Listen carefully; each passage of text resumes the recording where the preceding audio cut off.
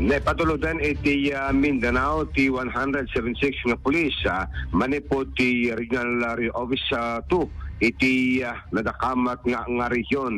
Iti alay nga kalman dewa ti send off ceremony manipod iti Proto Headquarters babayan ti Pinandolo ni Police Regional Director General Antonio Marela Jr.